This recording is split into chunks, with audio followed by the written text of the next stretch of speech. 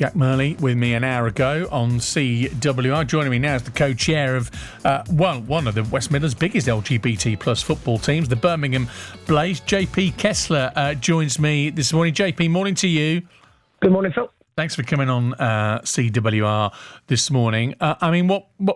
You were very angry. I know. I've seen your comments and heard your comments yesterday. 24 hours on, you still feel strongly about this? Yeah, still feel strongly about it. A little bit calmed down from yesterday, where my frustration was kind of growing throughout the day as the kind of context around it all just kind of built to a crescendo. But yeah, unsurprisingly, we've been let down. I think Jack summed that up brilliantly there. Yeah. Entirely unsurprised but shocked.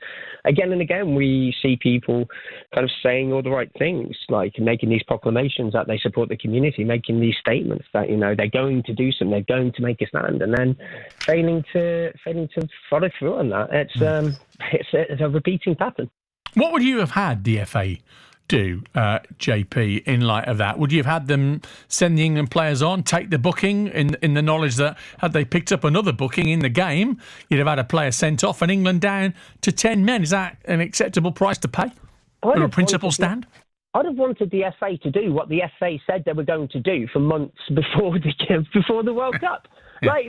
That's all we wanted. That's all anybody wanted. We've got to keep in mind this One Love Armband as well. It's a watered-down, safe idea. Because it was there. It was created to kind of replace the rainbow armband. Because that was the plan, if you remember. The idea was they were going to wear the rainbow armband. But that could be a little controversial. That could be a little poking the bear. So no, we're going to make this one love mentality. It's just like acceptance for all. So everything's been watered down already, but it's safe, and but we can still say something. And they can't even follow through on that.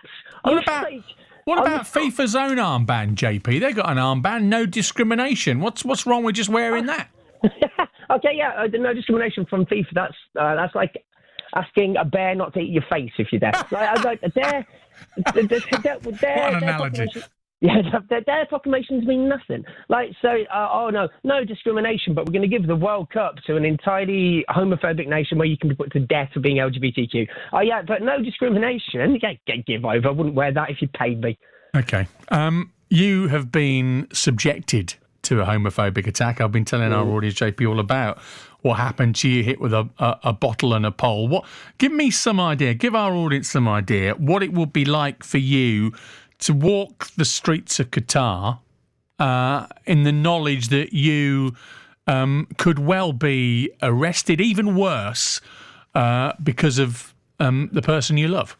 That's a really difficult question to answer for me, because I thankfully, despite the fact of the problems in this country and the issues that we face, I've never been under that sort of kind of pressure. We do have players on a team and people that we know who are from that region of the world who have had to live through that situation. And their words, their experiences, is that they have to hide. They have to hide who they are. They can never be expressive about who they are. They can't even tell people, say their friends, because they're afraid that their friends might have a really kind of bad reaction and tell the police. That kind of systematic fear, that kind of all-encompassing pushing down on your daily life, it's just got to be hell. Yeah. What do you want to see happen next, JP? I mean, there's lots of talk about what England and Wales might do at the next game. Friday, England play the USA, Wales play Iran. Talk maybe of, rainbow bootlaces or something. Is there anything they can do? Yes, there's always something that people can do. Here's the thing. People can make mistakes. Organisations can do the wrong thing. People can misstep. But there's always stuff you can do to rectify the situation. There's always a way forward. For now, for me, for England and for Wales and for other teams that were going to wear the armband and might not, they might still do. You never know. They might actually have the stones to carry it on through. But for England and Wales, I don't think the One Love armband is now good enough. Wear that rainbow armband. Force them to give you that yellow card. If they're going to say, we're going to give you a yellow card if you wear this symbol of inclusion, make them do it. Let them show the world what kind of organisation they are, what kind of people they are.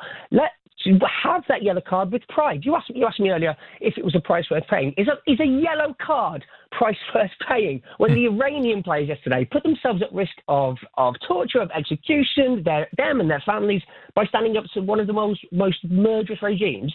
They can do that, and yet we can't take a yellow card. That's pathetic. Was quite some statement they made, wasn't it? Stood there silently while their anthem was playing. It really resonated, didn't it? Give me the strength, half the strength of an Iranian through my life, and I'll be a proud person.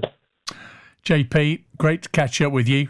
Fingers crossed. There's some kind of, I don't know, recompense for this, or they find some way of correcting this in the games to come. Appreciate you coming on this morning. Thank you. Thank you.